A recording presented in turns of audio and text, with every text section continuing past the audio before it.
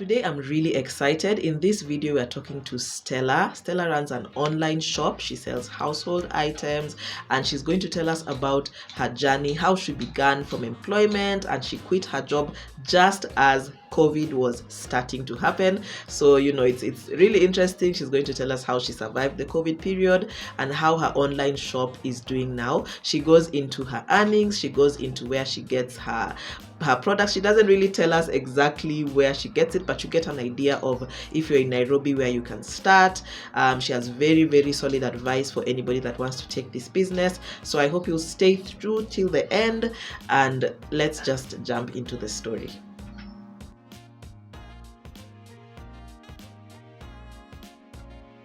Hello. Hi, good morning, Stella. Good morning. Thank you so much for agreeing to speak to me. I'm really excited to hear your story today. Karibu sana. As we begin, I think the first thing for me is to just get an introduction. You can let us know your name, where you are, where you're based, and what you do. As you said, my name is Stella. Based where? I wouldn't say Nairobi because I live in Kikuyu. That's Kiambu County. How old am I? I'm 30. Oh my God, I'm old. I'm 33. 33, 2 kids. And a businesswoman. Yeah, I run an online business. Yeah. Thank you so much. And that's why we're here today. We're really interested in hearing about your journey and especially your business journey. So before we go into the actual money, I'll ask you to let's start at the beginning. Tell us about your childhood. Where did you grow up and what type of a home did you grow up in? Wow, okay. I grew up I was raised up by my grandparents from I think when I was in class 1 to I think class 5. I was in Shags for those years. Then afterwards we moved to Nairobi to live with my mom. I have a twin sister. So we moved to Nairobi to live with my mom. Then finished my KCSE, joined the famous Mangani Girls High School. Then after that, I joined JQuat, did a diploma in mass communication, which I've never used in my life, but yeah, anyway. Then I think after that I did a few, those jobs you do when you still don't have a job. What are they called? Vibarua. The ones for marketing agencies. You know them, whereby I think I know. Your brand is having an application, a promotion, and you're based in Asuka, and they are doing, that kind of thing. I know for sure. Yeah, promotion, the promotion girl. Yeah, which was good at that time because you don't have any bills you're paying, so whatever money is coming through for clothes and going out and all that, and you don't have to go back to your parents to ask for money for hair and all that. So I did that for like a year. Then before you continue, let me ask 2 questions. Number 1, you said you grew up with your grandparents. Where was that? Where was that? Like you said you grew up with your grandparents and then moved to Nairobi later. Where were your grandparents based? In Thika. In Thika, okay. Yeah. And then you came to Nairobi. And the other question that I have is, when you were a promotion girl, how much were you earning? Wow, I think it used to depend with the number of days that you're working, the client, because every client has a different budget. So the client, but anything between 10K and 15K in a month. Thereabout. Yeah. Okay. Was this your first time earning money? Through work, yes. Like through, let me say, employment, yes. But when I was in JQuat, I think I had tried to do some business. We used to sell what? We used to sell Masai sandals, me and my sis. So we used to get a few coins here and there. So we'd sell with to friends and stuff. We had an auntie, or rather, my mom's cousin has been working in that Masai market for the longest time. So we used to get stuff from her, mostly sandals, and sell to friends within campus. So yeah. So you are saying you've never used your mass comm degree in your life? It's a diploma actually. Okay. My mom passed on immediately after high school. Okay. Sorry. So life happened. Was not Yeah. able to do the whole degree thing, but anyway, I'm still thankful for whatever level of education we got to go through.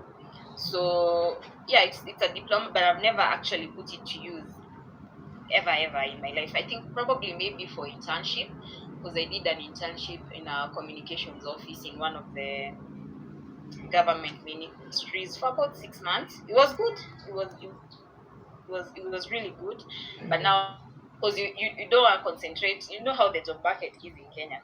You don't want to concentrate on finding a job in the lines of what you've done. So whatever comes, that's what you do. Yes. So after some time now, after I did the whole promo girl thing, I got pregnant, had my firstborn.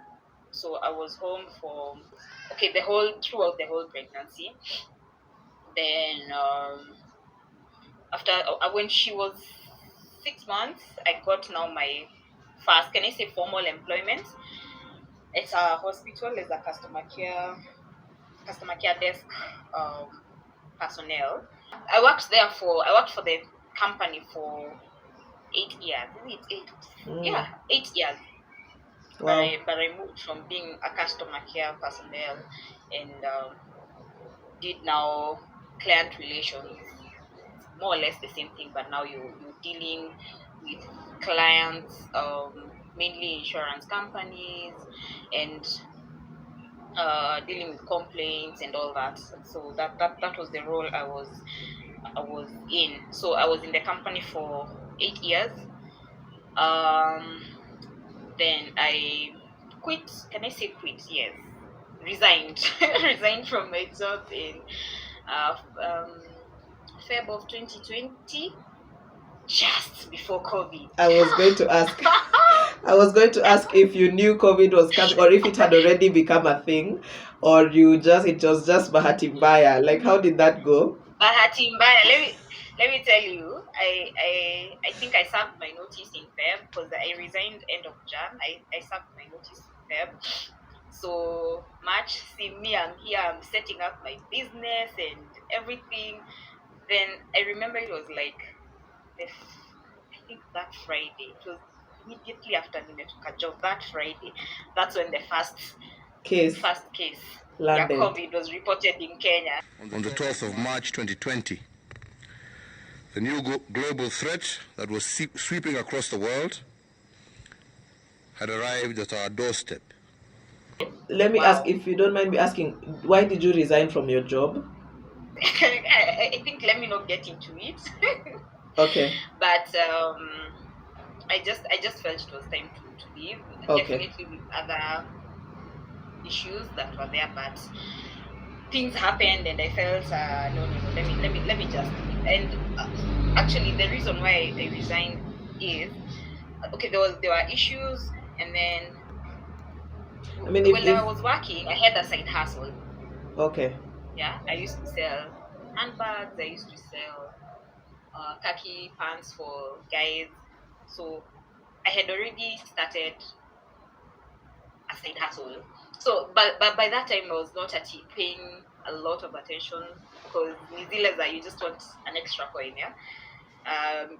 So that you don't end up like you have to party, you have to pay school fees, and so that at least whatever you can supplement basically. So that it was not so much. I didn't give it so much attention then. It was today if I make a sale, well and good. If I don't, see, I still have a salary at the end of the month. But anyway, so I was doing that side hustle. So yeah. So Okay. the side hustle kinda also I thought, why can't I do this full time? And then I had a friend of mine who we used to work in the same company. For one reason or another, she lost her job, and so when she was out there looking for a job and she used to see me post stuff, she's like, "Hey, see, you introduced me to this business. So she's because you see now she's not employed. So she was doing it like full time. So one day I talked to her, I'm like, baby, like how is this business treating you? Maybe I'm the one who like introduced her to the business. Yeah. Maybe I gave her contacts and all that. But she now like she did it at a bigger scale, because now she had all the time, one, so she'd be able to go out there, look for more suppliers, she'd make the deliveries herself. She had all that time in because she was not employed. So sometime we were having a conversation and I asked her, so by day, how much on average, how much are you making from the business? And I was like, whatever amount she told me, I was like, oh, okay, this is money you can survive on, because it was almost whatever I was earning then. So that kind of also inspired me to quit and say, so let me ask. Now do this. Let me ask, because on this show and on this channel, we don't want to kind of cover on the money issues. We want to be just like real for real. Do you mind sharing the amount that she told you? Because that's the whole point, is like to really, open the lid on money issues. How much was it? Okay, she mentioned she was making about 50 to 70K per month in profits, not in sales, in profit. I was like, well, it's good. Money you can survive on, like, I mean, and then for her, she's single, she doesn't have kids, so I mean, that's good money. It's money you can survive on, for sure. And conduct stress, so that at least you have some peace of mind. It's a risk that you'd be willing to take. So so that's how I ended up now making my side hustle my main hustle. Okay. So your side hustle at the time was selling things like handbags and clothes, personal items. No clothes. Actually, it was just handbags. And khaki pants for men. Okay. And I was also doing duvets and bed sheets at the time, but I hadn't like. Now, if you look at my business right now, it didn't have. Actually, it was just that. It was handbags, khaki pants, duvets, and bed sheets. That was it. Could you take us back, just to slow down a little bit? Where did you get the knowledge and information to start? Like, just going back to actually beginning this side hustle. How did the side hustle start? Again, as I said, it was just a need to supplement your income. Yes. Like to have an extra coin. And then for the khaki pants, I remember I met a friend, a very old friend, like we grew up in Shags Pamoja. She was selling khaki pants. So sometime back we met, we were talking, but then right now she owns one of the biggest shops in Nairobi, in Sawa Mall. So she has like 3 shops. So and she started with she's doing well. Selling khaki pants. She used to go to UG to get some items. So we were just having a conversation, like unafanya nini siku hizi, and she told me, she introduced me to where she gets her stuff in Nairobi. Then she was like, see, then one day we go to UG. But they have also gone to UG to get stock. Yes. Like, I've gone to UG like several times to buy things for selling. So. And it was selling online? Yes. Okay. Sawa. Yeah. So we've come to the point where you have quit your job. Then online. Yeah. So now I've quit my job. So it's hit the ground running and start selling. So I set up a Facebook page. I did an Instagram page. So started posting, sharing with friends, like my page. You know how you can do that on Facebook. Yeah, you share on your friends list and stuff, like my page. So and that's how somehow I grew my page. Me and my friend, now the one who we used to work with, we even right now we compare notes a lot. So we are comparing notes and like so how do we do this? And then she told me, have you ever seen like on a post there's something written boost post? I told her yes. Though I had tried it before, but not on large scale. It was just you put kidogo budget ile so then now we started doing it like big time. You work a big budget, you do more days and all that.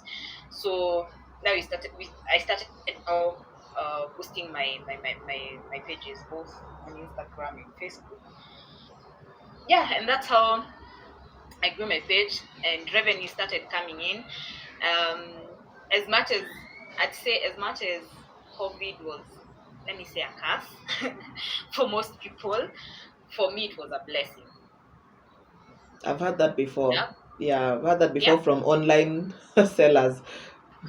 Yeah, because I remember in 2020, like, I think was one home.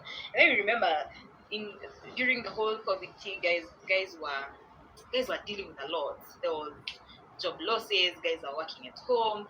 Guys have so much free time. So I think there was a lot of guys wanted to do like home improvements basically.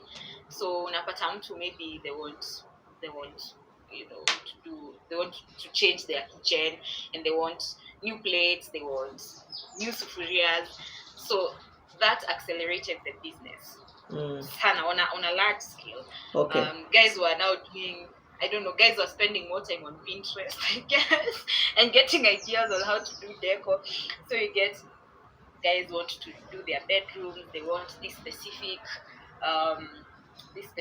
color scheme for their bedroom and for the kids, and so let me ask, and they need so let me ask you the last thing that you said, you were selling duvets, khaki pants, handbags.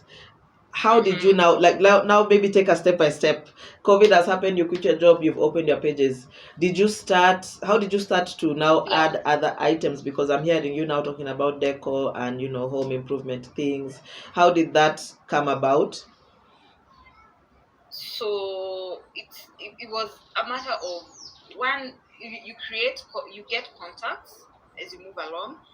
Guys, I have a few people I'd consider my friends who were doing the whole online thing before me. So we I'd ask, so where are you getting these plates? Can you share the contact of your supplier and exchange? Yeah. So also at times we used to, I don't know whether I want to say where the sources are. You don't have to. You don't have to. Maybe give us a general. Yeah, so you get to walk around. When you get to walk around Nairobi, you take your time. You get out of the house, walk around Nairobi, go visit those suppliers, because there was still some businesses were running. It's not like it was a total economic shutdown. Yes. But some business was still running. So you visit and introduce yourself, and you're like, so I have an online business. I'm looking for suppliers for these items. Do you have? Mostly we communicate with our suppliers through WhatsApp groups. So do you have a WhatsApp group? So back then you get a lot of resistance from guys, because guys are like, what are those? But right now everybody's on WhatsApp. But those guys who had already known, so they were forming WhatsApp groups, adding guys and stuff. Adding sellers. So for example, for a wholesaler, they would have a WhatsApp group, and then if you meet them as a seller, they add you. Yes, exactly. Let me ask, so with my limited knowledge of business, and for me, this is an interesting one, because for me also, I always think that I can sell households. For a while back, since I started furnishing my own home and walking around Nairobi and knowing where to get things, it's always on my mind that I can go, because I know where I buy my things, a lot of it is Gikomba, Kamukunji. So I'm always like, I can go. I just I see a path to doing online business for household items, and I wanted to ask, is Kamukunji, do you get some of the suppliers from Kamukunji, from Gikomba?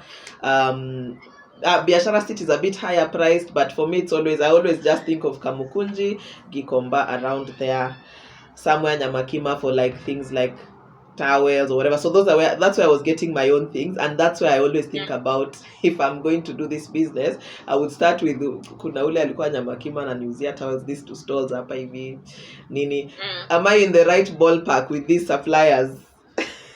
Yes, I'd say yes, you are. Okay. But then again, it's not everyone who's there, like Yes, I city know. that I we know call Nairobi is Tuko. big. Nikweli. There's But Isili. Yeah. yeah, hapa kule, let me just say, Hapa kule. hapa kule, Okay. Yeah, you don't have to reveal, But but there for are me, people who are just even to. doing wholesale from their houses. So Okay. Yeah. yeah. Okay. Mm. Yeah. So we have come to where COVID has become a blessing for you. Yes. People are doing their home renovations, they are declutterings, and your business is starting to gain visibility. And organizing and all that, and they need organizers, and yeah. So that's how I'd say that's how my online business picked. So I kind of like took advantage of it and really grew my page then yeah, I say 2020, that's when I really grew my page. Then come end of 2020, my Facebook page got hacked and I lost my business page. Oh Or no. rather, I managed to recover it, but now I was restricted from doing ads on That Facebook. has happened to me also. That I don't understand why. I also I don't can't advertise. and the amazing thing is that they never give you a reason as to why you They just wake up they one did. day and Yeah, so me too, but sorry. So I can understand as a business person how no, limiting that is, because for me also a lot of my business comes through Facebook. Sasa yeah. can't So advertise anymore. it was quite frustrating because then I used to get most of my clients from Facebook. Yeah, I was not concentrating on Instagram as much. So yeah, so now I had to concentrate on Instagram, and I had to come up with a way to now grow the Instagram page and start making money from it. So there's a client. I had gotten a client who does interior decor. So we are talking, the nice clients who, by the you talk as if you've never even met, but you talk as if you've known each other forever. So we were just having a conversation, and I asked her, is it possible, like, to mention my page when you're doing your videos and your posts and everything? And she was like, okay, that's cool.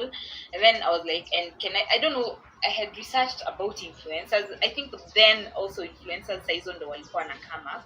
So I think I had probably seen Akina who maybe this the most famous one. I think Kina Miliwa Jesus and the likes. So you'd see them mention some businesses and you're like, so how does this work? So I did a little bit of research and found out that they are called influencers. You have to pay them and work with them like this. Maybe give them some of your products for them to use and mention you. So one day I asked now that lady, she's an interior decor person. I asked her, oh, so do you mind if I pay you for you to be mentioning me and stuff? And she was like, no, that's not the business I'm in, but I can refer you to some people. So she sent me profiles for some, let me call them micro influencers, because they are not as big as the ones that we know. Yeah, and that's how now I grew my Instagram page. Okay. Yeah, but now in 2022 I was mostly doing ads. Yeah, on Instagram I was mostly doing ads. Here and there I'd do the story mentions with these guys, but I mainly use ads.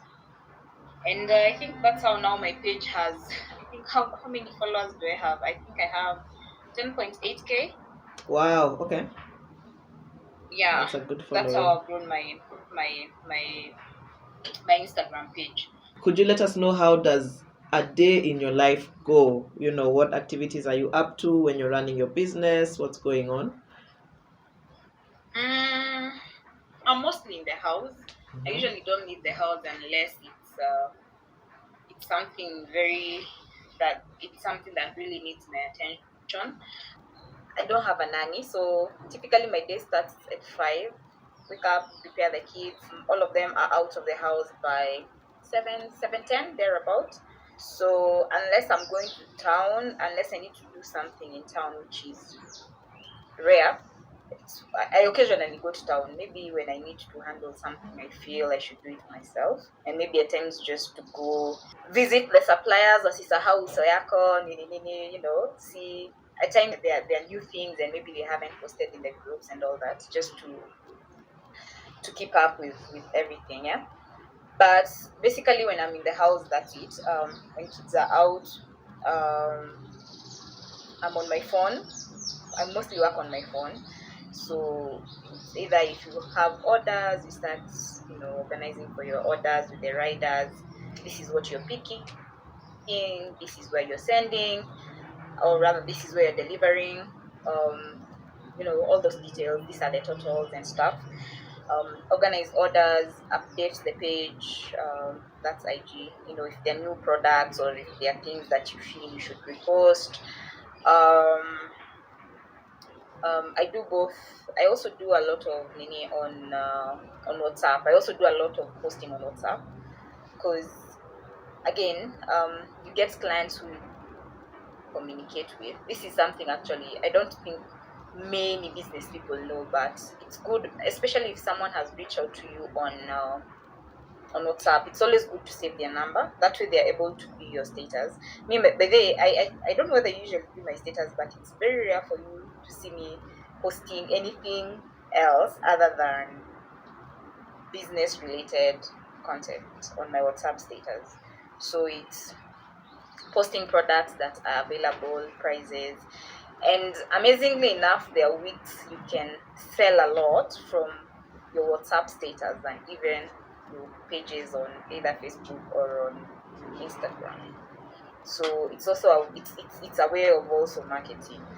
So yeah, that's it. So I exchange between WhatsApp and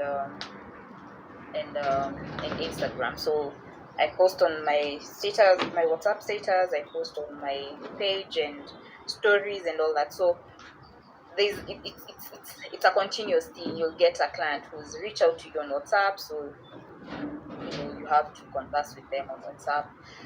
There are those who reach out to you on Instagram, so it's an exchange. I'm either on WhatsApp or I'm either on Instagram. Yeah, so basically that's it. So let me ask just to understand the way the business works. You have your suppliers on your WhatsApp, you have suppliers on different WhatsApp groups and they post things that they have for sale. How do you then, I was assuming that you actually buy the items and keep them and then you sell them off one by one. Is it like that, or do you just sell directly from the suppliers? How does the workflow go for the business? It's an order on order. On order. So if you order a pink duvet, that's when I'll pay for that pink duvet. I understand. Get it from my supplier. So I understand. Delivered to you. And then you send the delivery to the supplier's shop. They pick from the supplier and take to the client. Yeah, they take. Yes. That was part 1 of Stella's story. In part 2, she tells us about a time that she actually opened a physical shop and how that went for her. She tells us more about how much she earns from her online shop and gives us advice for anybody that's interested in doing this business. So make sure that you subscribe and come back to watch part 2.